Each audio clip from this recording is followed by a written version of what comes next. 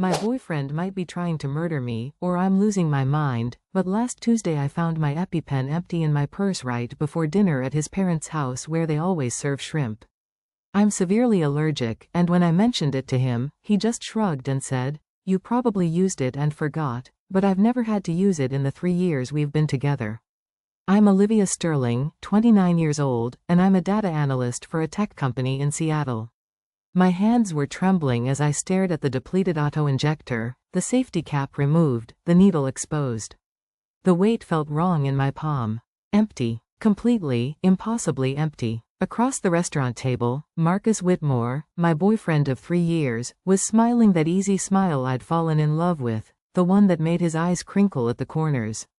But something about it looked different now. Rehearsed. "Sweetheart, you're overthinking this," he said, reaching across to squeeze my hand. His palm was warm, solid, familiar. "And yet, we should probably head to the pharmacy before we go to my parents' place. Better safe than sorry, right?" The words were perfect. Caring. Concerned. But there was something in his eyes, just for a flash. Something that looked almost like disappointment. My throat felt tight as I nodded, slipping the useless EpiPen back into my purse.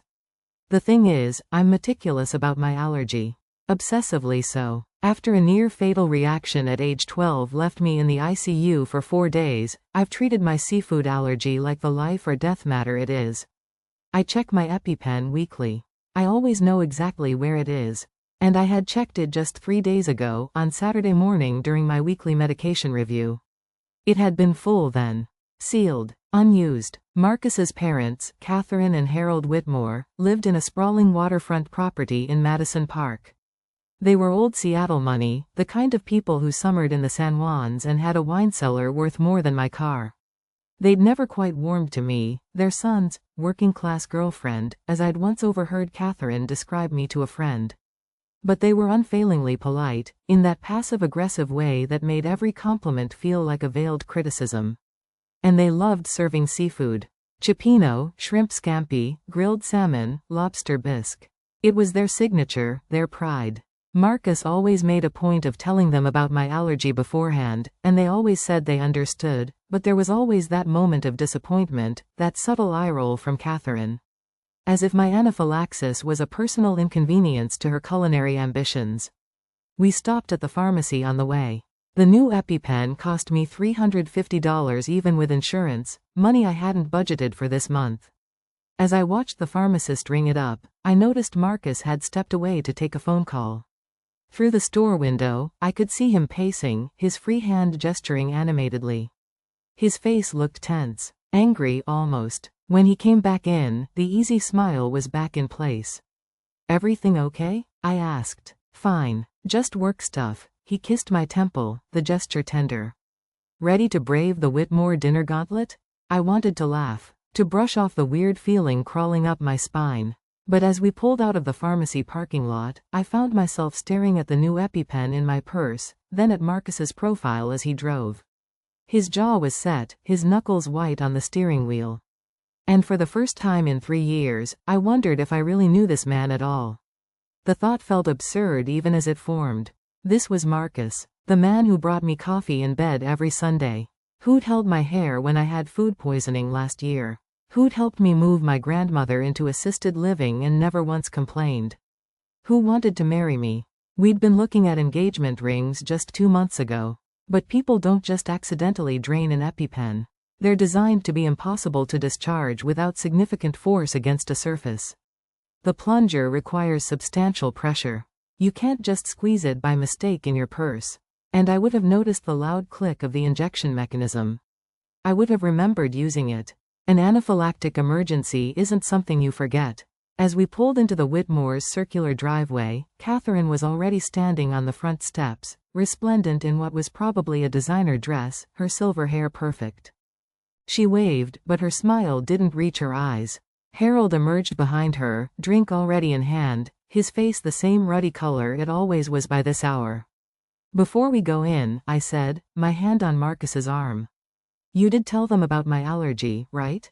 Like you always do?" He looked at me, and for just a second, there was something in his expression I couldn't read. Then he smiled. Of course, Liv. What kind of question is that? But as I followed him up the steps, my new EpiPen clutched in my purse like a talisman, I realized he hadn't actually answered my question. And when Catherine Eyre kissed both my cheeks, I caught the unmistakable smell of shrimp on her hands. Inside, the house was filled with the scent of garlic and butter and something else. Something oceanic. My stomach dropped. I hope you're both hungry, Catherine said, leading us toward the dining room. I've made my famous shrimp scampi. Marcus's absolute favorite. I froze in the hallway, my eyes finding Marcus's. His face was carefully neutral. Mom, I told you on the phone yesterday. Olivia's allergic to shellfish. Catherine's hand flew to her mouth, her expression the perfect picture of surprise. Too perfect. Oh my goodness, did you? I must have misheard. I could have sworn you said she could eat anything. She turned to me, her eyes wide with false concern. I'm so sorry, dear. How terrible of me. Well, there's salad, at least. Harold chuckled from behind his Scotch glass. Women and their selective hearing, am I right? Something was wrong. Very, very wrong. I could feel it in my bones, in the way Marcus wouldn't quite meet my eyes, in the way Catherine's apology rang hollow, in the way Harold's chuckle had a cruel edge to it. This wasn't an accident. This wasn't a miscommunication. This was planned. And as I stood in that hallway, smelling the shrimp that could kill me, holding an EpiPen I'd had to buy in a panic because my original one had mysteriously been emptied, looking at the three people who were supposed to care about me most, I realized something that made my blood run cold. They wanted me to eat it. They wanted me to have a reaction. And they'd made sure I wouldn't be able to save myself when I did. I looked at Marcus again, really looked at him. And this time, when his eyes met mine, I saw it clearly. The calculation, the coldness, the absolute lack of surprise at any of this. He'd known. About the shrimp. About my emptied EpiPen. About all of it. My boyfriend was trying to kill me. And I'd almost let him. But almost wasn't good enough for them. And now that I knew, now that I'd seen behind the mask, they were going to realize they'd made a critical mistake. They'd underestimated me. They'd assumed I'd panic, that I'd be helpless, that I'd be an easy victim. But I hadn't survived this long by being careless. I'd survived by being thorough, methodical, and I had something they didn't know about. 3 months ago, during a routine security audit at work, I'd discovered Marcus had been accessing my computer.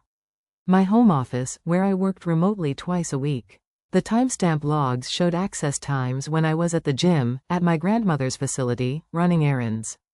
At first, I'd thought it was innocent curiosity.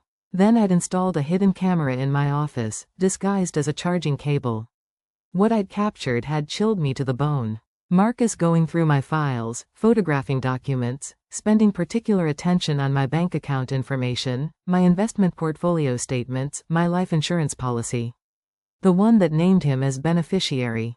The one worth $500,000. I'd told myself there was an innocent explanation. I'd made excuses. I'd doubted what my own eyes had seen. But now, standing in this hallway, smelling the weapon they'd chosen to kill me with, I understood everything. And I smiled. Not the polite, nervous smile they expected. A real smile. Because I'd done something 3 days ago, after reviewing that footage one more time, that they had no idea about. You know what? I said brightly, pulling out my phone. Let me just take a quick photo of this beautiful table setting before we eat. Catherine, you've really outdone yourself. I snapped several photos of the shrimp-laden spread, making sure to capture the plates, the serving dishes, everything. Then I turned to Marcus, Catherine, and Harold, who were all watching me with varying degrees of confusion. Say cheese. I took their photo too, their faces caught in that awkward moment between confusion and forced smiles. And as I lowered my phone, I saw the notification I'd been waiting for. My lawyer had received and filed the documents I'd emailed her this morning. The ones removing Marcus as my beneficiary. The ones detailing exactly why. The ones that would go directly to the police if anything happened to me within the next 6 months. Actually, I said, my smile widening, I'm not very hungry after all. But please, don't let me stop you from enjoying your meal. Especially you, Marcus. Eat up. It's your favorite, after all. The silence that followed my words was delicious. Catherine's fork clattered against her plate, the sound sharp in the suddenly tense air. Harold's Scotch glass paused halfway to his lips. And Marcus, my dear, murderous Marcus, went absolutely pale. What do you mean you're not hungry? Catherine's voice had lost its sugary coating. I went to all this trouble. I'm sure you did. I tucked my phone carefully back into my purse, right next to my new EpiPen and the old, empty one I'd kept. Evidence. Everything was evidence now. But I have a sensitive stomach tonight. You understand. Marcus's hand found my elbow, his grip just a fraction too tight. Liv, can I talk to you for a second? In private? Of course. I let him steer me toward the hallway, toward the powder room near the front entrance. But as we walked, I made sure to brush against the decorative table in the foyer, knocking my purse to the floor. My wallet, my keys, my makeup bag, and both EpiPens scattered across the marble. Jesus, Liv. Marcus crouched to help me gather everything, but I was faster. I scooped up the empty EpiPen first, holding it up to the light. Isn't it strange? I said conversationally, how this one got discharged.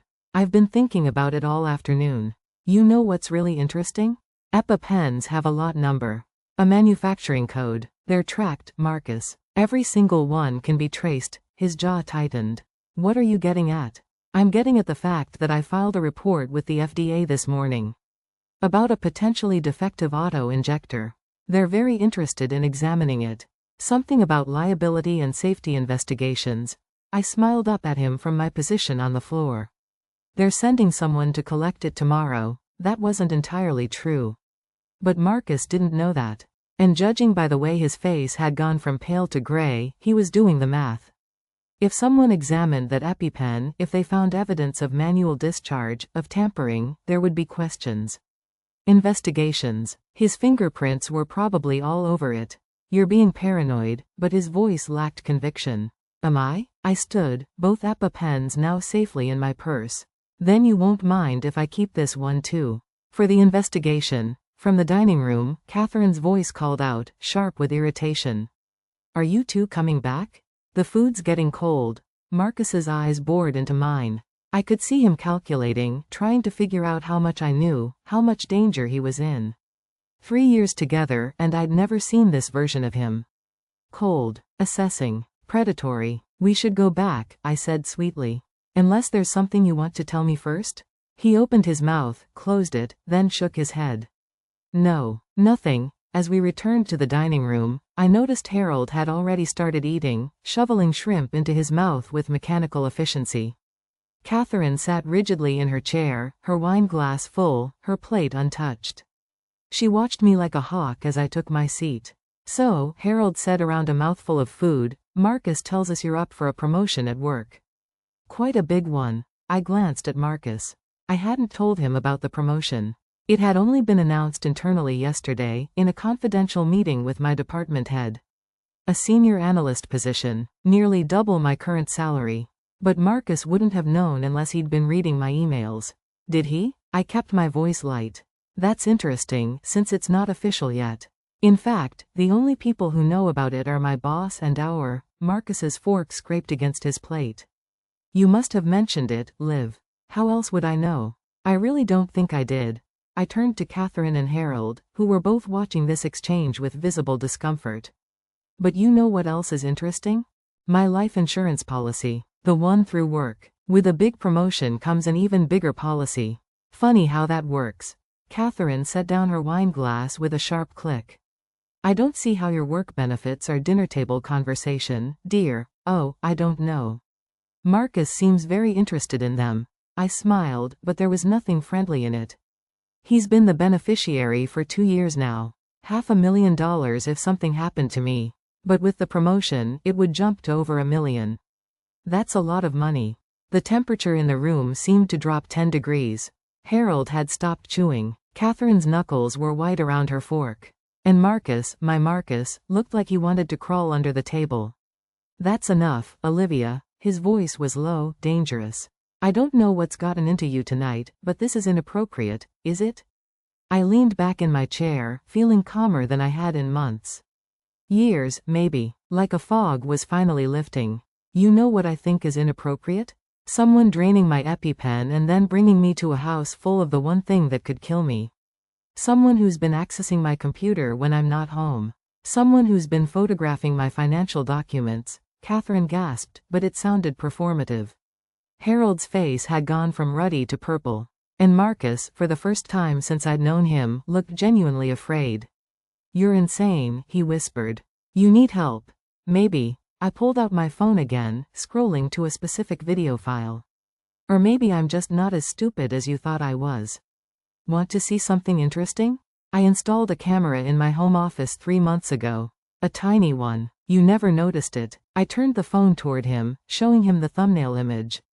Him, sitting at my desk, my laptop open in front of him, my bank statements spread out beside him. His face was clearly visible. The timestamp was clearly visible. Everything was clearly visible. "I have about 30 hours of footage like this," I said conversationally. "All backed up to 3 different cloud services. All timestamped. All admissible in court. Want to know what else I have?" No one spoke. The only sound was the ticking of the antique clock on the mantel and Harold's labored breathing. "I have emails," I continued. "Between you and your mother. About how I'm not good enough for this family. About how I'm dragging you down. About how much money you'd have if I were out of the picture. You weren't as careful with your digital footprint as you thought, Marcus. Your mother's email password is literally, Catherine 1954. It took me 3 tries to guess it." Catherine made a strangled sound. "You hacked my email?" "I prefer accessed with educated guessing." "And do you know what I found? Plans, timelines, discussions about my severe allergy and how convenient it was. Messages from Harold about life insurance policies and beneficiary rules." I looked at each of them in turn. "You've been planning this for months. Maybe longer." Marcus lunged forward, grabbing for my phone, but I was ready. I jerked back, the phone already tucked safely away. "Don't bother. That's just a copy. The originals are with my lawyer, along with a nice detailed letter explaining everything. If anything happens to me, anything at all, she has instructions to turn it all over to the police." "You can't prove anything," Marcus said, but his voice shook. "Those videos, those emails, they don't prove intent to harm. At most, I was snooping." "That's not attempted murder." "You're right," I agreed. "Which is why I needed tonight. I needed the shrimp dinner after my EpiPen was mysteriously emptied. I needed your mother's conveniently wrong memory about my allergy. I needed it all documented, photographed, timestamped." I smiled. "And now I have it. Pattern of behavior, opportunity, means, motive. It's all there." Harold slammed his hand on the table, making the dishes jump. "This is ridiculous. We've done nothing wrong. You're a paranoid, delusional woman, and frankly, Marcus is better off without you." "Finally," I said. "Something we can agree on. Marcus is definitely better off without me. And I'm infinitely better off without him." I stood, slinging my purse over my shoulder. "I'm leaving now. And Marcus, when you get home, you'll find the locks have been changed.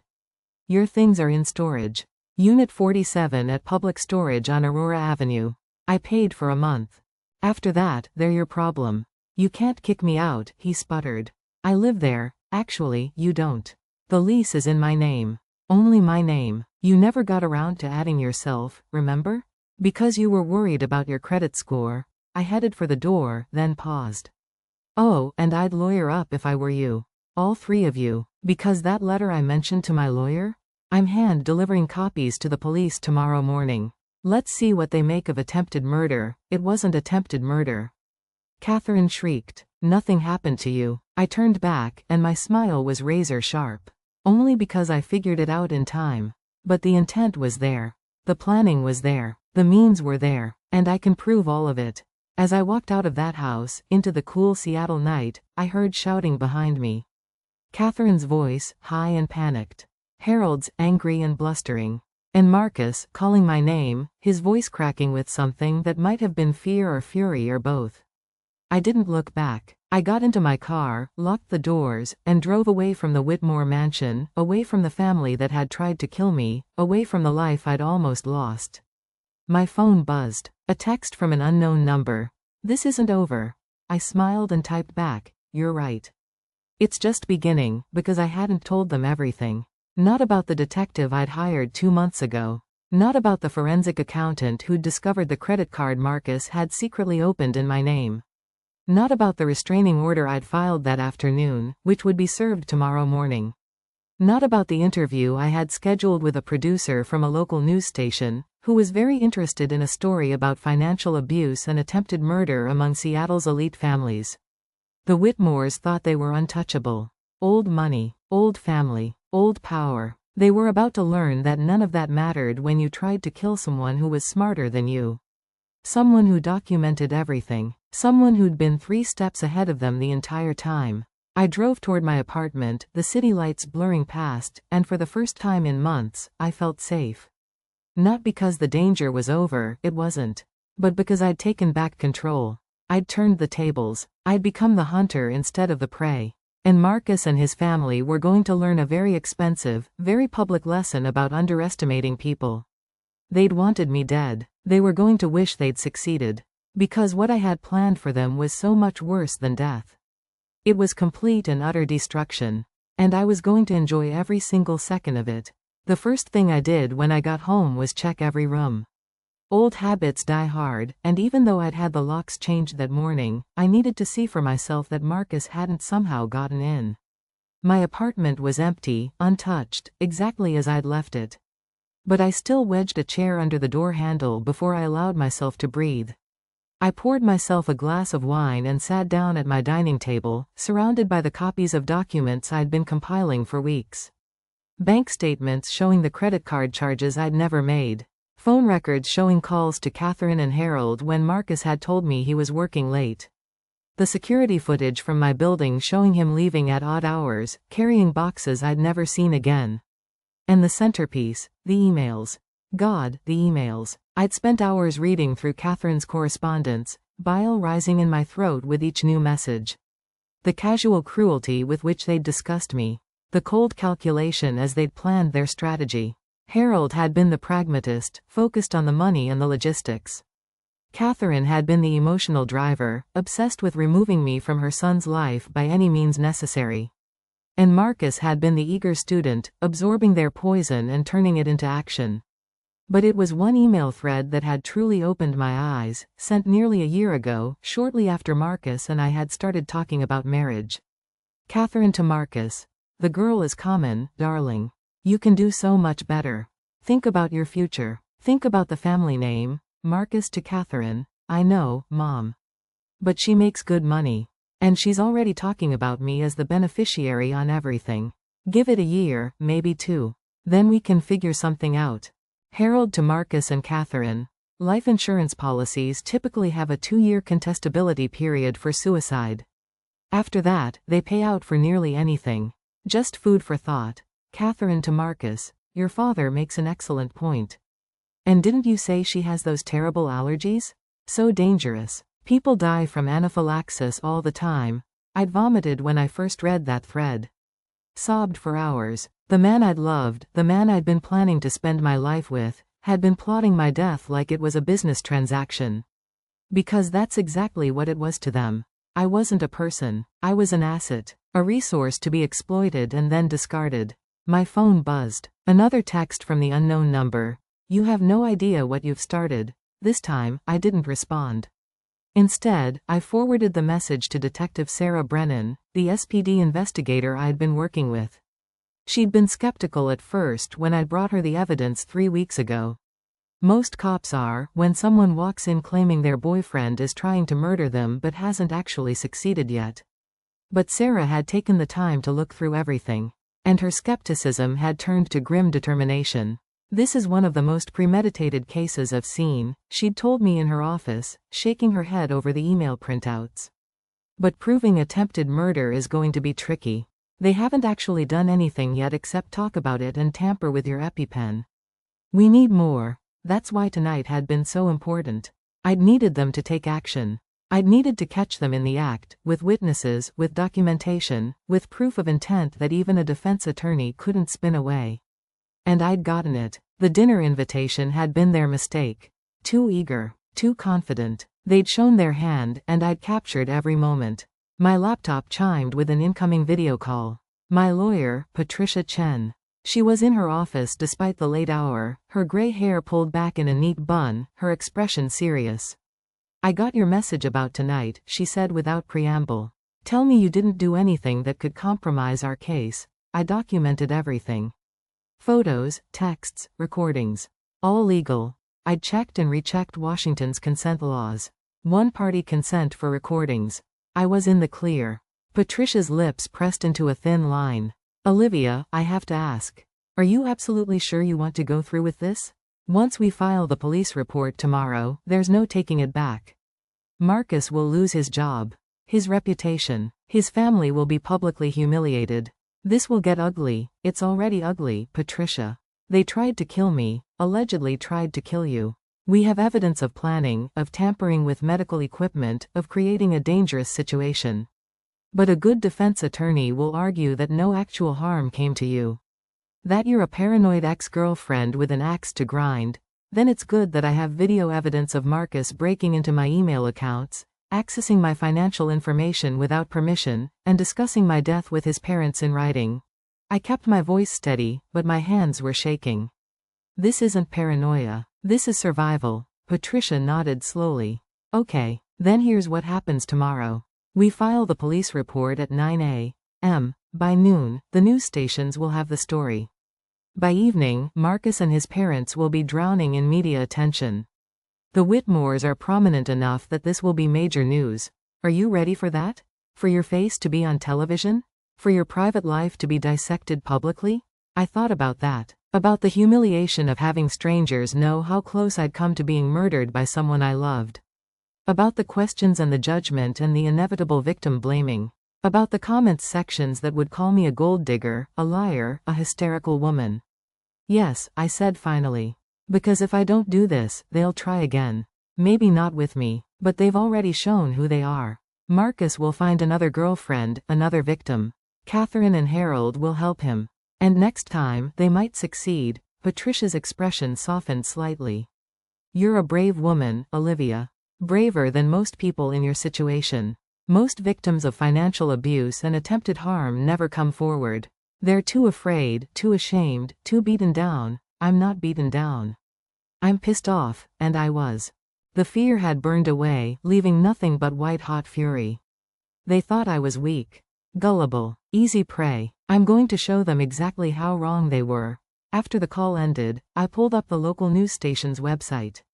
The producer I'd contacted, Michelle, had already posted a teaser for tomorrow's segment, Prominent Seattle Family Accused of Attempted Murder. Exclusive interview at 6. Below was a photo of the Whitmore mansion, all stately and respectable. The comments were already rolling in.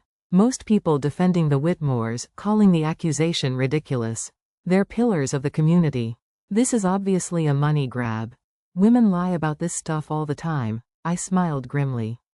They'd be singing a different tune by tomorrow evening when they saw the evidence.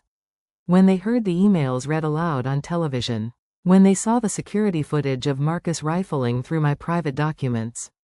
My phone rang. An actual call this time, not a text. I didn't recognize the number, but I answered anyway, putting it on speaker. Olivia. Marcus's voice, tight with controlled rage. We need to talk. I don't think we have anything to discuss. You're making a huge mistake. Those emails, that footage, you're taking everything out of context. I can explain, please. Explain how, give it a year, maybe 2, then we can figure something out, is taken out of context. Explain how tampering with my EpiPen before bringing me to a house full of shrimp is a misunderstanding. Silence. Then, my mother is hysterical. My father has chest pains. You're going to give him a heart attack with this stunt? Stunt? My voice rose despite myself. You tried to kill me, Marcus. You and your family planned my murder like it was a weekend project. And you have the audacity to call this a stunt? Nothing happened to you. He was shouting now, the mask completely off. You're fine. You're alive. This is all hypothetical, circumstantial bullshit, and you know it. The police don't seem to think so. Neither does my lawyer. Neither does the prosecutor's office, who, by the way, is very interested in your little murder planning email chain. You hacked my mother's email. That's illegal. None of it will be admissible. Actually, guessing someone's password isn't hacking. It's just knowing them really well. Thanks for all those family dinners where your mom complained about forgetting her passwords. I was enjoying this more than I should have been. And even if a judge throws out the emails, I still have everything else. The security footage, the tampered EpiPen, tonight's dinner fiasco, pattern of behavior, Marcus. Intent, means, motive, you'll never prove intent, want to bet? I pulled up the final piece of evidence I hadn't told Patricia or Detective Brennan about yet. My trump card. Do you remember that bottle of wine you brought to my place last month? The really expensive Cabernet you said was a gift from a client? What about it? I had it tested. The lab found traces of ipecac syrup. You know, the stuff that induces vomiting? Non-lethal on its own, but combined with anaphylaxis, it would have prevented me from keeping down any emergency medication. It would have made sure the epinephrine didn't work properly. The silence on the other end was deafening. Nothing to say? I pressed. Because I have the lab report. I have your fingerprints on the bottle. I have security footage of you bringing it to my apartment. And I have the receipt from the pharmacy where you bought the ipecac 3 days before you gave me that wine. You can't prove I put it in there. But his voice shook. Maybe not beyond a reasonable doubt. But combined with everything else? Marcus, you're done. You're all done. And the best part? I'm going to watch you fall apart piece by piece, knowing you did this to yourself. I loved you. He sounded broken now, desperate. I really did, at first. Before they got in my head. Before the money started to matter more than, stop. I cut him off. You don't get to do that. You don't get to play the victim. You made your choices, every single one, and now you get to live with the consequences. I hung up. Blocked the number. Poured myself another glass of wine. My phone buzzed again. Detective Brennan this time. Got the forwarded text. We're tracing it now. Should have results by morning. Also, judges don't usually issue emergency restraining orders at night, but I made some calls. Officer will be by at 8 a.m. to serve it. All 3 Whitmores are to stay 500 feet away from you, effective immediately. I texted back a thank you and leaned back in my chair, letting the weight of the day finally settle on my shoulders. Tomorrow would be harder. The police report, the media attention, the inevitable backlash. But tonight, I'd won. I'd escaped. I'd survived. And more than that, I'd turned the tables completely. They'd tried to make me a victim. Instead, I'd made myself a warrior. My laptop chimed with an email notification. Patricia again. Just got off phone with prosecutor. They want to fast-track this. Too much evidence to ignore. Expect arrests within 48 hours. 48 hours. In 2 days, Marcus and his parents would be in custody. Charged with attempted murder, conspiracy, fraud. Their faces would be on every news station, every website, every social media feed. The mighty Whitmores, brought down by the working-class girlfriend they'd tried to dispose of. I smiled and raised my wine glass to my empty apartment, to my survival, to my victory. To being underestimated, I said aloud. May all predators make the same mistake. The morning of the arrests, Seattle woke up to headlines nobody expected. I'd given Michelle the producer exclusive access to everything, with the agreement that she'd run the story at 6 a.m. before the police moved in. The strategy was Patricia's idea. Public pressure prevents things from getting swept under the rug. The Whitmores have money and connections. We need the court of public opinion on our side before their lawyers can spin this. I watched from my apartment as the news broke. My phone, already on silent, lit up with hundreds of notifications. The local station's morning anchor, a serious woman named Jennifer Park, didn't sugarcoat it. We have a developing story this morning that has rocked one of Seattle's most prominent families. The Whitmores, known for their philanthropy and business ventures, are at the center of an alleged murder-for-hire plot targeting Marcus Whitmore's girlfriend of 3 years. The screen cut to photos. Marcus at a charity gala, looking handsome and respectable. Catherine and Harold accepting some community award. Then my picture, from my company's website. Professional, smiling, alive. Olivia Sterling, a 29-year-old data analyst, has provided exclusive documentation to this station showing what she claims is a year-long conspiracy to end her life and collect on her substantial life insurance policy. Warning. Some viewers may find the following content disturbing. They played the audio from the email thread. Catherine's voice, obviously read by an actress but taken word for word from the actual messages. Didn't you say she has those terrible allergies? So dangerous. People die from anaphylaxis all the time. The security footage came next. Marcus at my desk, photographing documents, his face clear as day. The timestamp in the corner showing 2:47 p.m. on a Tuesday. I'd been at my grandmother's nursing home. Then the kicker. The wine bottle, sitting in an evidence bag, with the lab report superimposed on screen. Traces of ipecac syrup detected. Subject fingerprints match Marcus Whitmore. By the time Jennifer Park came back on screen, my phone had gone from hundreds to thousands of notifications. The hashtag Whitmore scandal was already trending. Seattle police confirm they will be making arrests this morning in connection with this investigation. We'll bring you updates as this story develops. I turned off the TV and checked the time. 6:47 a.m. According to Detective Brennan, the arrest warrants had been signed at 6:30. They'd be at the Whitmore mansion any minute now. My doorbell rang. I checked the camera feed. Officer Rodriguez, a woman I'd met twice before during this investigation, stood outside in uniform. I let her in. "Just doing a welfare check," she said, scanning my apartment professionally. "Detective Brennan wanted to make sure you were secure before the arrests went down. In case they try anything desperate, I'm fine. Doors locked, security system armed, neighbors notified." She nodded, but didn't leave. "Can I be honest with you, Ms. Sterling? I've been a cop for 15 years. I've seen a lot of domestic violence, a lot of abuse cases. But I've never seen someone document their own attempted murder this thoroughly while it was happening. Most victims don't even realize what's going on until it's too late. I'm a data analyst," I said with a small smile. "Documentation is kind of my thing. It's more than that." Officer Rodriguez leaned against my kitchen counter. "You were smart enough to recognize the danger.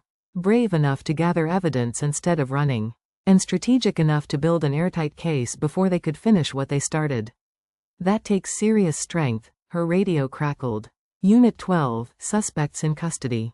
All 3 Whitmores. No resistance." Officer Rodriguez acknowledged the call, then looked at me. "It's done. They're going to be arraigned this afternoon. Given the evidence and the media attention, I doubt they'll get bail." After she left, I allowed myself exactly 5 minutes to fall apart. I sat on my bathroom floor and cried, great heaving sobs that I'd been holding back for weeks. Terror and relief and fury all mixed together. My hands shook. My chest hurt. For 5 minutes, I let myself feel everything. Then I washed my face, put on makeup, and got dressed. Because at 9 a.m., I had a press conference to attend. The Seattle Police Department's media room was packed. Reporters crushed against each other, cameras jostling for position. Detective Brennan stood at the podium with the chief of police, both looking grim. This morning, Seattle police arrested Marcus James Whitmore, age 31, Catherine Ann Whitmore, age 58, and Harold George Whitmore, age 63, on charges of attempted murder, conspiracy to commit murder, fraud, and tampering with medical equipment. The investigation is ongoing, and additional charges may be filed. A reporter shouted a question. Is it true the victim documented everything? That she basically solved her own attempted murder? Detective Brennan's eyes found mine in the crowd. Ms. Sterling's thorough documentation and cooperation made this arrest possible. Without her diligence, we might be investigating a funeral instead of making arrests. More questions flew. About the Whitmores' reputation, their connections, whether they'd tried to use their influence to interfere with the investigation. The chief fielded most of these, his face hard. Let me be clear. Wealth and status do not place anyone above the law in this city. The evidence in this case is substantial and disturbing. 3 people conspired to end a human life for financial gain. That's not a family matter. That's not a misunderstanding. That's attempted murder, and we will prosecute it as such. After the press conference, I gave my pre-scheduled interview with Michelle. We sat in a quiet room away from the chaos, and she looked at me with something like awe. "How did you know?" she asked. "What was the moment you realized your boyfriend was trying to kill you?" I thought about that. It wasn't one moment. It was 1,000 tiny things that didn't add up. Marcus being too interested in my finances. Asking weird questions about my allergy. The way Catherine and Harold looked at me sometimes, like I was already gone. But the EpiPen was the confirmation. That's when I knew for sure. You must have been terrified. I was. But I was angrier. They thought I'd be easy prey. A convenient victim. I looked directly into the camera. I want other people to know, trust your instincts. If something feels wrong, it probably is. Document everything. Tell people you trust. Don't wait for the first attempt on your life to take action. The interview aired at noon. By one-page M. The story had gone national.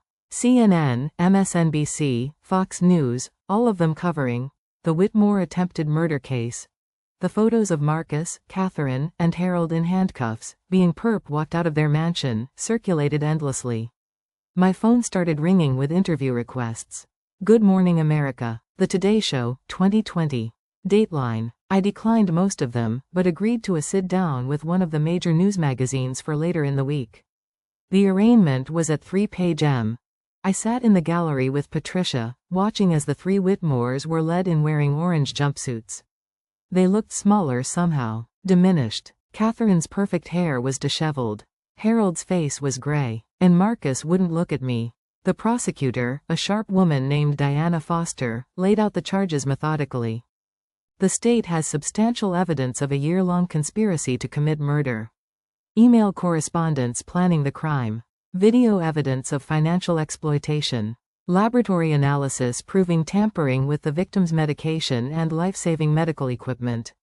A pattern of behavior designed to create a fatal anaphylactic reaction while ensuring the victim couldn't survive it. The defense attorneys, a team of 3 expensive suits, argued for bail. These are prominent members of the community with deep roots in Seattle. They pose no flight risk. Diana Foster's response was ice cold. These defendants conspired to commit murder for $1 million life insurance payout. They have extensive financial resources and international connections through their business ventures. They are absolutely a flight risk. Moreover, they pose a continued danger to Ms. Sterling and potentially to any other woman who might become involved with Marcus Whitmore in the future. The judge, a stern man in his 60s named Harrison, didn't hesitate. Bail denied. Given the severity of the charges, the strength of the evidence, and the calculated nature of the alleged crimes, the defendants will remain in custody pending trial, Catherine sobbed.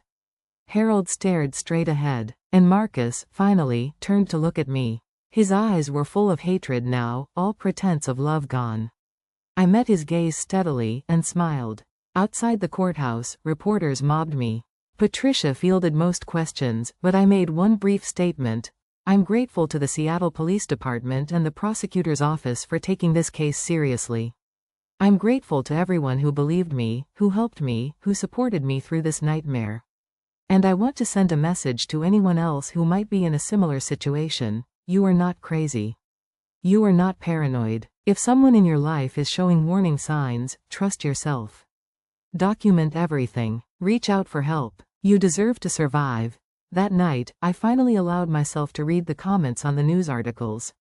Most were supportive now, especially after seeing the evidence. But there were still holdouts, people who couldn't accept that the Whitmores had done what they'd done.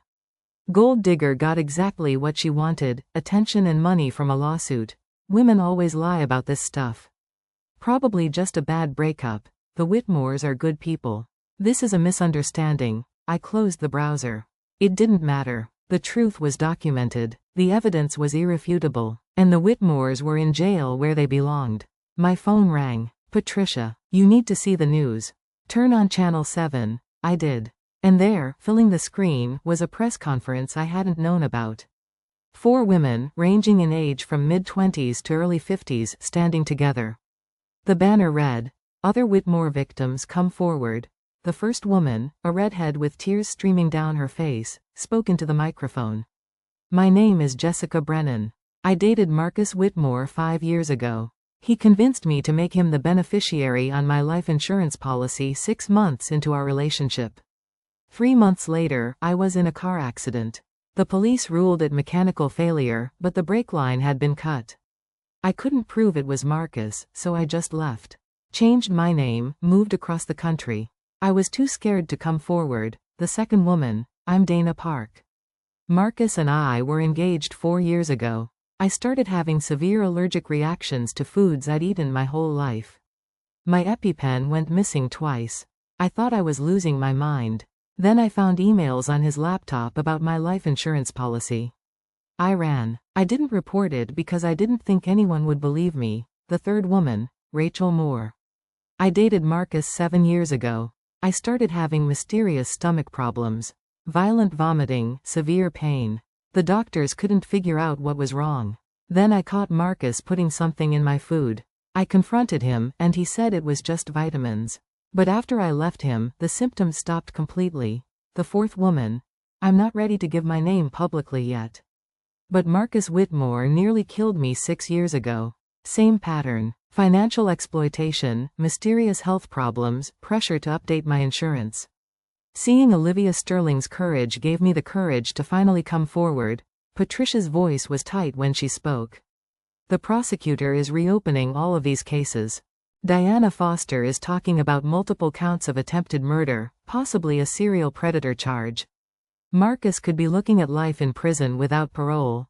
I sat down heavily on my couch, my hand over my mouth. There were others. All this time, there were others, and they stayed silent because they were afraid.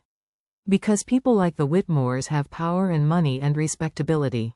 Because victims of this kind of crime are rarely believed. Patricia paused. But you fought back, Olivia. You documented everything. You refused to be silenced. And now, because of you, 4 other women are finally getting justice too.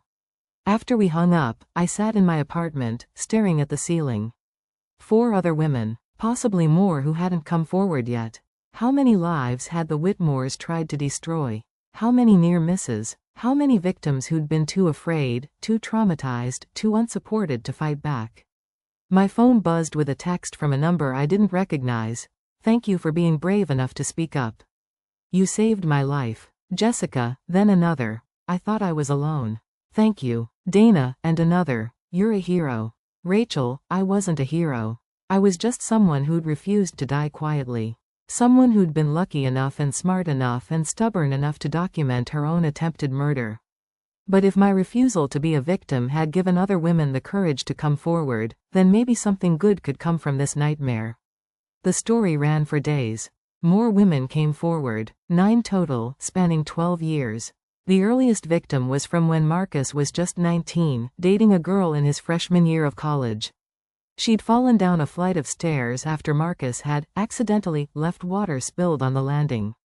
She'd broken her back. He'd been the beneficiary on a small life insurance policy their college required all students to carry. The pattern was clear, undeniable.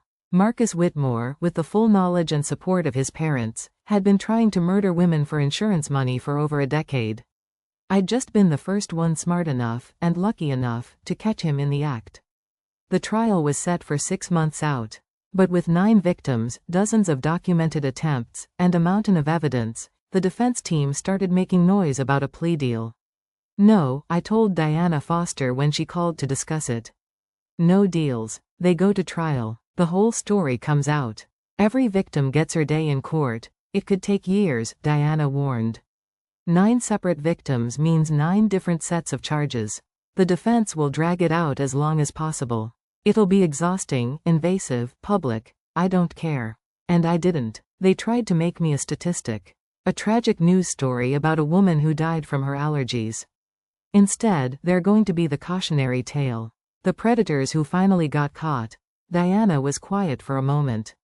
Then, okay, no plea deals. We do this right. The Whitmores remained in jail, bail repeatedly denied as more evidence emerged.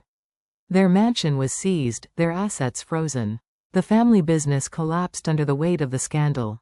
Everything they'd built, everything they'd valued, crumbling to dust. In me, I went back to work. Got my promotion. Started therapy to process the trauma. Began rebuilding my life without the constant fear of being murdered. But I also started something new, a foundation for victims of financial abuse and attempted murder. Because I'd learned something important through all of this. I was one of the lucky ones. I had resources, education, the ability to document and fight back. Not everyone did. The foundation would help other victims. Legal support, financial counseling, security measures, therapy. Everything I'd needed and more. Because no one should have to fight their attempted murder alone. 3 months after the arrests, I stood in front of a small audience at the foundation's opening. The 9 women who'd come forward as Marcus's victims sat in the front row. We'd become friends, bonded by our shared survival. They tried to make us victims, I said, looking at each of them. They tried to make us weak, to make us disappear. But we're still here. We survived. And now, we're going to make sure no one else has to go through what we did. The applause was thunderous. And for the first time since that night at the Whitmore mansion, I felt something other than anger or fear or grim determination. I felt hope. The trial of Marcus, Catherine, and Harold Whitmore began on a cold January morning, 8 months after the arrests. The King County Superior Court had assigned the case to Judge Margaret Chen, a no-nonsense jurist with a reputation for running a tight courtroom. The prosecution had consolidated the charges related to me into the primary case, with the other 8 victims' cases to follow if needed. I sat in the front row of the gallery, flanked by Patricia and Detective Brennan. Behind me, the courtroom was packed with reporters, spectators, and the 8 other women Marcus had tried to kill. We'd formed our own support group in the months leading up to the trial, meeting weekly to share our experiences and prepare for what was coming. The Whitmores entered through a side door, no longer in orange jumpsuits but wearing civilian clothes carefully chosen by their attorneys to make them look sympathetic. Catherine in a demure navy dress, her hair styled to look softer. Harold in a simple gray suit, looking older and frailer than he had at the arraignment. And Marcus in a dark suit, clean-shaven, his expression carefully neutral. Diana Foster stood for the prosecution's opening statement. She was small, barely 5'3", but she commanded the room instantly. Ladies and gentlemen of the jury, over the next several weeks, you're going to hear about a conspiracy so calculated, so cold-blooded, that it's almost hard to believe. You're going to hear about a family that viewed murder not as a crime, but as a business opportunity. And you're going to hear about a woman who was smart enough, brave enough, and thorough enough to catch them in the act before they could finish what they'd started. She outlined the case methodically. The email planning sessions, the tampered EpiPen, the poisoned wine, the deliberate exposure to a deadly allergen, the pattern spanning 12 years and 9 victims. By the time she finished, 2 jurors were visibly shaken. The defense's opening was handled by Thomas Ashford, a silver-haired attorney who'd made his career defending Seattle's elite. His strategy was predictable: character assassination. The prosecution wants you to believe that the Whitmores are monsters. But what you're really going to see is a woman scorned, a relationship that went sour, and a vindictive ex-girlfriend who weaponized the legal system to destroy a family that had the audacity to disapprove of her. He painted me as obsessive, paranoid, a gold digger who'd manipulated Marcus into making her a beneficiary and then created an elaborate hoax when the relationship ended. He suggested I'd emptied my own EpiPen to frame Marcus. That I'd hacked the emails and faked the timestamps. That the whole thing was an elaborate revenge plot. It was exactly what I'd expected. And it was exactly what Diana had prepared me for. The prosecution's case unfolded over 3 weeks. They called the forensic analyst who'd examined my EpiPen, testifying that it had been manually discharged with considerable force, and that Marcus's fingerprints were on the device. They called the laboratory director who'd analyzed the wine bottle, confirming the ipecac contamination and the fingerprint match. They called my building's security manager, who authenticated the video footage of Marcus entering my apartment when I wasn't home. They called the IT forensic specialist who'd examined my computer, confirming that someone had accessed it remotely dozens of times using Marcus's IP address. And then Diana called me. I'd been dreading this moment. 3 days on the witness stand, being questioned first by Diana and then cross-examined by Ashford. But as I placed my hand on the Bible and swore to tell the truth, I felt calm. Because I had something the Whitmores didn't. The actual truth. Diana walked me through my relationship with Marcus chronologically. The early days when he'd been charming and attentive. The gradual changes. His increasing interest in my finances. The subtle red flags I'd initially dismissed. When did you first suspect something was wrong? Diana asked. About 6 months before the incident at the Whitmore house, I noticed Marcus was accessing my computer when I wasn't home. At first, I thought it was innocent. Maybe he was checking his email or something. But then I installed a hidden camera, and I saw him photographing my financial documents. What did you do with that information? I started documenting everything. I backed up all my files to cloud storage. I took screenshots of concerning emails. I kept detailed notes of every strange incident. Because I knew if something happened to me, I needed evidence. Ashford's cross-examination was brutal. He spent 2 full days trying to poke holes in my story, suggesting I'd fabricated evidence, that I was mentally unstable, that I'd manipulated Marcus into the relationship for financial gain. Isn't it true, Ms. Sterling, that you come from a working-class background while Mr. Whitmore comes from significant wealth? He made working class sound like an accusation. Yes, and isn't it true that within 6 months of dating Mr. Whitmore, you'd made him the beneficiary on your life insurance policy? He asked me to. He said it was what people did when they were serious about each other. How convenient. Ashford's smile was condescending. And isn't it also true that you're the one who suggested getting life insurance in the first place? Number. My employer provides it automatically. I didn't have a choice about whether to have a policy. Only who to list as beneficiary. He tried to rattle me for hours, but I'd rehearsed this with Diana dozens of times. Every question, every trap, every attempt to make me look vindictive or money-hungry. I stayed calm, factual, consistent. The other 8 victims testified next. Each one told a similar story: whirlwind romance, pressure to make Marcus a beneficiary, mysterious health problems, near-death experiences. The jury listened with increasing horror as the pattern became undeniable. Jessica Brennan, the woman whose brake line had been cut. I thought I was crazy for suspecting him. He was so charming, so attentive. But after I saw Olivia's story, everything clicked into place. Dana Park, whose EpiPen had gone missing. I loved him.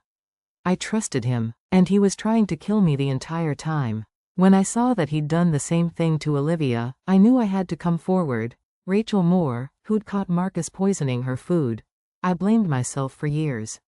I thought I'd imagined it, that I was being paranoid. But I wasn't. He really was trying to hurt me. By the time the 8th victim finished testifying, 3 jurors were crying. The defense had no effective cross-examination. How do you discredit 8 separate women with 8 separate stories that all fit the exact same pattern? The prosecution called Catherine Whitmore next as a hostile witness. Under oath, confronted with her own emails, she had no choice but to admit she'd written them. But she tried to spin it. They were just jokes, she insisted, her voice shaking. Mother-son banter. I never thought Marcus would actually do anything. Diana pulled up email after email on the courtroom monitors. Mrs. Whitmore, you wrote here, the 2-year contestability period ends next month. That's when the policy becomes essentially uncontestable. That seems very specific for a joke. I was researching for a novel I was planning to write. A novel. Diana's skepticism was palpable. And this email where you wrote, make sure the EpiPen isn't accessible during the dinner. We need this to look natural. That was also for your novel? Catherine's face crumpled. I want to invoke my Fifth Amendment rights. Too late. The damage was done. The jury had seen the emails, heard her feeble explanations, watched her try to hide behind the Fifth Amendment only after incriminating herself thoroughly. Harold Whitmore didn't testify at all. His attorneys invoked the Fifth on his behalf for every question. But his emails spoke for themselves. Cold, calculating messages about insurance policies and contestability periods and accident scenarios. And then, against the advice of all 3 of his attorneys, Marcus took the stand. The courtroom went silent as he was sworn in. This was the moment everyone had been waiting for. What could he possibly say to explain away the mountain of evidence against him? His attorney led him through a carefully prepared statement. He loved me. His parents had been overbearing and had put ideas in his head. He'd been accessing my computer to plan a surprise proposal. The emails were taken out of context. He'd never intended to hurt anyone. It was all lies, and everyone knew it. But he delivered them with tears in his eyes and conviction in his voice. For a moment, I wondered if he'd actually convinced himself they were true. Then Diana stood for cross-examination, and the mask cracked. Mr. Whitmore, you testified that you were planning a surprise proposal. Is that correct? Yes. And that's why you were accessing Ms. Sterling's financial documents without her knowledge? Yes. I wanted to make sure I could afford the kind of ring she deserved. Diana pulled up a document on the monitor. This is a screenshot from your computer, seized by police during the execution of the search warrant. It's a spreadsheet titled, Insurance Payout Calculations. Can you explain why you needed this for a proposal? Marcus's face went white. That's not what it looks like, really. Because it has Ms. Sterling's life insurance policy number here, the payout amount, and a date that matches exactly with when her 2-year contestability period would have ended. Diana's voice was steel. It also has a column labeled Expenses, that includes EpiPen replacement, Ipecac, and Contingency Fund. Tell me, Mr. Whitmore, what kind of proposal requires Ipecac? I can explain, and this other tab, labeled Timeline, that outlines a month-by-month plan culminating in a dinner at your parents' house. The notes here say, confirm shrimp dish, and verify EP status. EP meaning EpiPen, correct? Marcus looked at his attorneys desperately, but they had nothing. The spreadsheet was damning, irrefutable proof of premeditation. You planned my murder like a project, I said loudly from the gallery, unable to stay silent. You had a spreadsheet. Judge Chen banged her gavel. Ms. Sterling, please refrain from outbursts. But the damage was done. The jury had seen Marcus's face when confronted with his murder planning spreadsheet. They'd seen the calculations, the timeline, the meticulous notes. This wasn't a misunderstanding or a joke or an overreaction. This was attempted murder, planned to the finest detail. The prosecution rested. The defense put on a weak case focused on character witnesses who testified that the Whitmores were good people, pillars of the community, generous donors. But none of them could explain away the emails, the spreadsheet, the tampered EpiPen, the poisoned wine. Closing arguments took place on a Friday afternoon. Diana Foster stood before the jury one last time. Members of the jury, the defense wants you to believe this is a case about a relationship gone wrong. It's not. This is a case about 3 people who viewed murder as a business transaction. Who spent a year planning to end Olivia Sterling's life for $1 million payout. Who executed that plan with chilling precision, only failing because their intended victim was smarter than they anticipated. She walked them through the evidence one final time. The emails, the spreadsheet, the 8 other victims, the pattern spanning 12 years. By the time she finished, the jury looked nauseated. Ashford's closing was desperate. He attacked my credibility, suggested the other victims were lying for attention or lawsuit money, argued that the prosecution had failed to prove intent beyond a reasonable doubt. But his heart wasn't in it.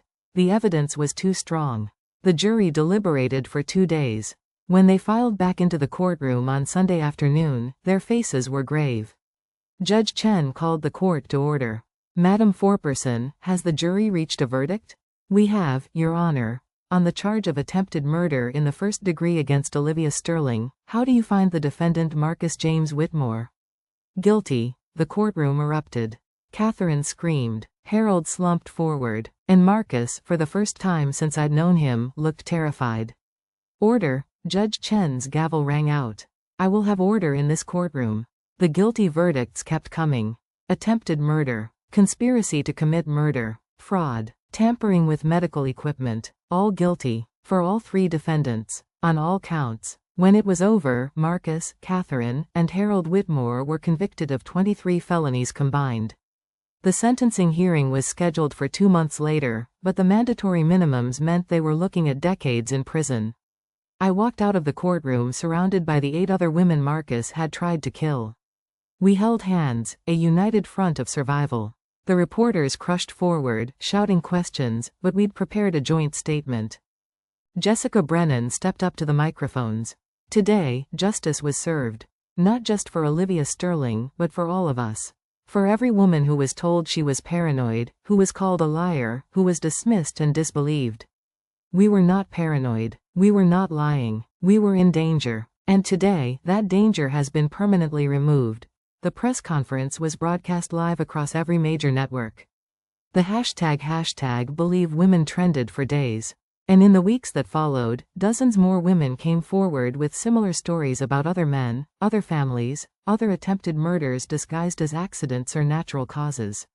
The Whitmore case became a watershed moment. Police departments across the country began reopening suspicious accident cases where life insurance was involved. Legislators introduced laws requiring more stringent investigation of sudden deaths where the deceased had recently updated their beneficiaries. In me? I returned to my life, to my apartment, to my work. But I was different now. Harder. Warier. Forever changed by the knowledge that the person I'd loved most in the world had seen me as nothing more than a payday. But I was also stronger. Because I'd stared down death and won. Because I'd taken on powerful people and destroyed them. Because I'd refused to be a victim. The sentencing hearing was held on a March morning. Judge Chen listened to victim impact statements from all 9 of us. When it was my turn, I looked directly at Marcus. You tried to erase me, I said. You thought I was weak, gullible, disposable. You were wrong about all of it. I'm still here. I'm thriving. And you're going to spend the rest of your life in prison, knowing that the woman you tried to kill is the reason you'll never see freedom again.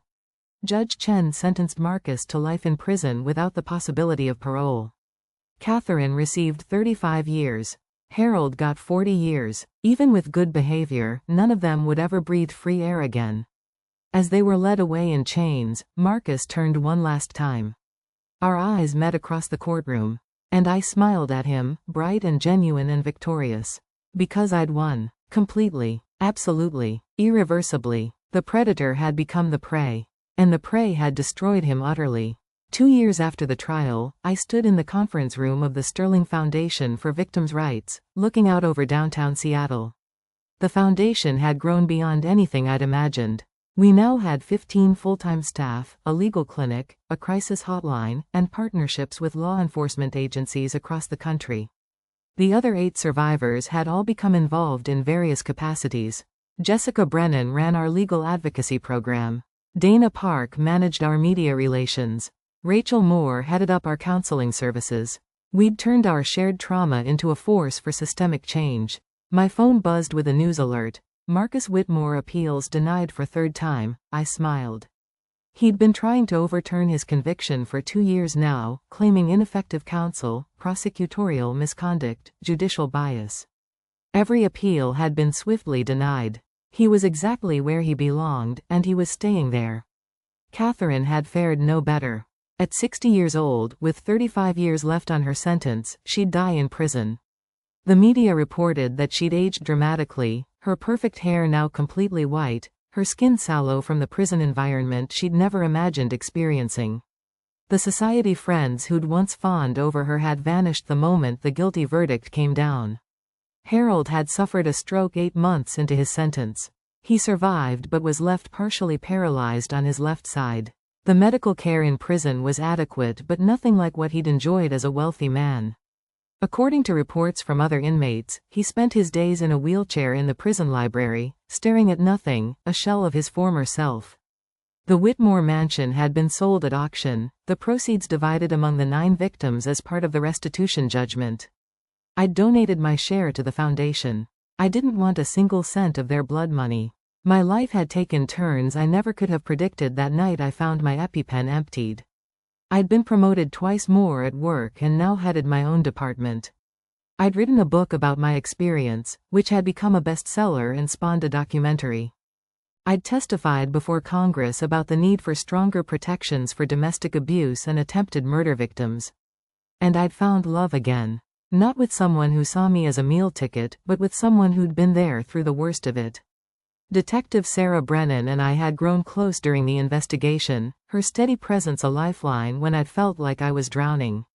2 months after the sentencing, she'd asked me to dinner. Not as a cop and a victim, but as 2 women who'd been through hell together and come out the other side. We'd been together for 18 months now, and she understood in a way most people couldn't. She knew about the nightmares I still sometimes had. The way I checked expiration dates obsessively on every medication. The panic attacks that still occasionally struck when I smelled shrimp cooking. She never judged, never pushed, just held my hand and reminded me I was safe. The foundation's anniversary gala was tonight. 500 attendees, including legislators, law enforcement officials, advocates, and survivors. The keynote speaker was the governor, who'd championed several bills inspired by the Whitmore case. But the real highlight would be the announcement of our newest program, a database tracking suspicious insurance-related deaths and accidents, using advanced data analytics to identify patterns that might indicate attempted murder. It was exactly the kind of tool that could have caught Marcus years earlier, potentially saving all 9 of us from his predatory behavior. My phone rang. Patricia Chen, though she was no longer my lawyer, had become a close friend and advisor to the foundation. Have you seen the news? Her voice was tight with barely contained rage. Which news? Diane Whitmore just published an op-ed. Marcus's sister. The one who stayed quiet during the whole trial. I pulled up the article on my laptop. The headline made my blood boil. My brother Marcus. The man I know versus the monster they convicted. The piece was a masterclass in manipulation. Diane painted Marcus as misunderstood, pressured by overbearing parents, suffering from mental illness that went untreated. She suggested I'd been the aggressor, that I'd manipulated him, that the trial had been unfair. She called for his sentence to be reduced, even hinted at his innocence. She's trying to rehabilitate his image, Patricia said. Plant seeds of doubt. Create a foundation for future appeals based on public sympathy. I read through the comments section. Most people weren't buying it, citing the overwhelming evidence and the 8 other victims. But some were. Maybe he was mentally ill and needs treatment, not prison. The sentence does seem harsh. That woman seems vindictive. The same old victim blaming, repackaged in sympathetic language about mental health and family loyalty. Let her try, I said finally. We have something she doesn't. What's that? The truth. And a platform to tell it. I spent the next hour crafting a response. Not angry or defensive, but factual and devastating. I laid out the evidence point by point. The year of planning, the spreadsheet, the 8 other victims, the cold calculation of every action. I included testimonials from survivors, quotes from the trial transcript, links to the full documentation. I ended with this. Diane Whitmore wants you to feel sorry for her brother. She wants you to forget that he spent over a decade hunting women for their life insurance money. She wants you to believe he was a victim of circumstance, of mental illness, of bad parenting. But Marcus Whitmore was none of those things. He was a predator who got caught. And no amount of revisionist history will change the fact that 9 women are alive today only because he failed to kill us. The response went viral within hours. Major news outlets picked it up. Mental health advocates pushed back against Diane's attempt to use mental illness as an excuse for calculated murder. The Attorney General's office issued a statement affirming the conviction and the appropriateness of the sentence. By evening, Diane had deleted the op-ed and issued a brief, lukewarm apology. But I knew this wouldn't be the last attempt to rehabilitate Marcus's image. Predators always have defenders, people who can't accept that someone they know and love is capable of such evil. The gala that night was electric. Survivors from across the country had flown in, women who'd been failed by the system but were now using their experiences to change it. We raised over $2 million for the foundation and announced partnerships with 3 major universities to train law enforcement in identifying insurance-related attempted murders. During the after-party, I found myself on the balcony overlooking the city. Sarah joined me, wrapping her arms around me from behind. Quite a day, she murmured against my ear. Quite a 2 years. I leaned back into her warmth. Sometimes I still can't believe any of this happened. That Marcus and his family really tried to kill me. That I caught them. That we're here now, actually making a difference. You're remarkable, you know that? Most people in your situation would have broken. Run. Hidden. But you fought back, and then you took that fight and turned it into something bigger than yourself. I thought about that. About the woman I'd been 2 years ago, naive enough to trust Marcus, to miss the warning signs, to almost become another statistic. And the woman I was now, hardened by experience but softened by purpose. Damaged but not broken. Forever changed but not destroyed. I had help, I said. You, Patricia, Diana Foster, the other survivors. None of us can do this alone. No, Sarah agreed. But you were the one who refused to be silent. Who documented everything. Who turned the tables on your would-be murderers so completely that they'll die in prison. That takes a special kind of strength. The Seattle skyline glittered before us, the Space Needle bright against the night sky. This city had almost been the place I died. Instead, it had become the place I'd found my voice, my purpose, my power. My phone buzzed with a news alert. Whitmore Foundation assets seized for restitution. Family business dissolved.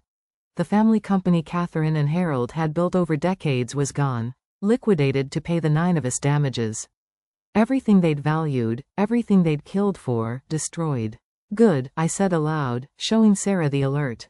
She kissed my temple. You okay? Yeah, better than okay, and I was. The nightmares had become less frequent. The panic attacks rarer. I'd done the work in therapy, processed the trauma, learned to live with what had happened without being defined by it. Do you ever wonder what would have happened if you hadn't figured it out?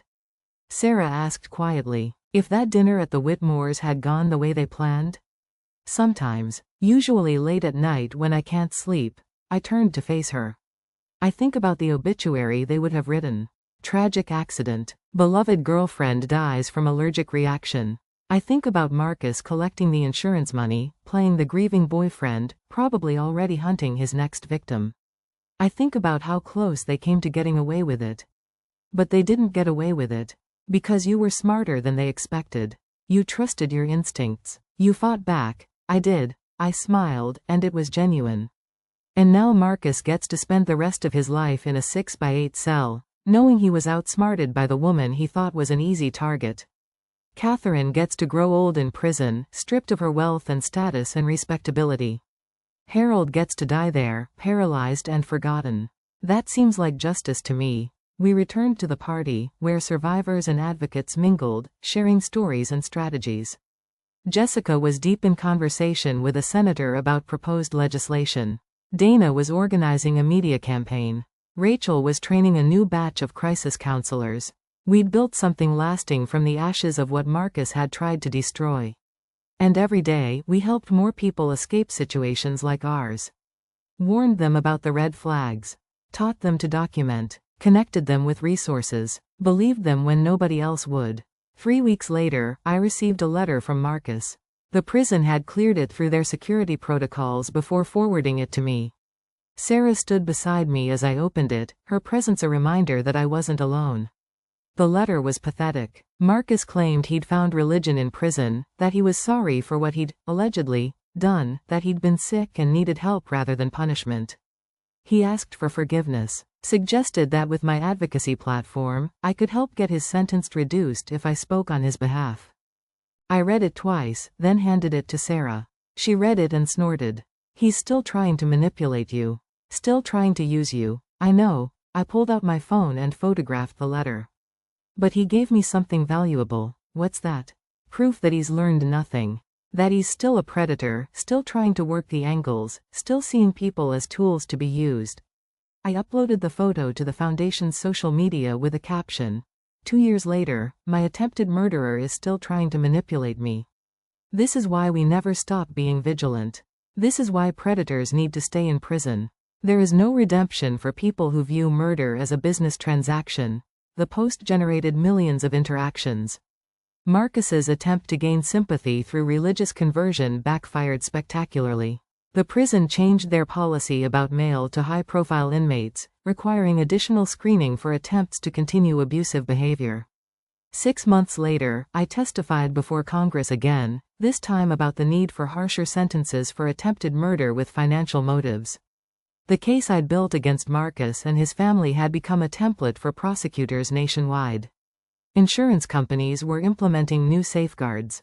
Dating apps were adding safety features and red flag education. One woman wrote to the foundation, "I read Olivia's story and realized my boyfriend was exhibiting the same behaviors. I documented everything and left. He was arrested last month for attempted insurance fraud with his previous girlfriend. Olivia saved my life without even knowing I existed." That letter sits framed on my office wall. A reminder that fighting back, refusing to be silent, choosing justice over fear, had ripple effects beyond anything I could have imagined. Marcus, Catherine, and Harold Whitmore will die in prison. Forgotten by their society friends, abandoned by their remaining family members, stripped of everything they valued. They'd tried to reduce me to a statistic, a tragic news story, a victim too naive to see her own murder coming. Instead, I'd reduced them to prisoners, criminals, cautionary tales about what happens when you underestimate the people you try to destroy. I'd survived, thrived, built something beautiful from the ugliest experience of my life. And every day I woke up free, successful, surrounded by love and purpose, was another day of victory over the people who'd tried to erase me. They'd wanted me dead. I'd wanted justice. I got what I wanted. And they got exactly what they deserved.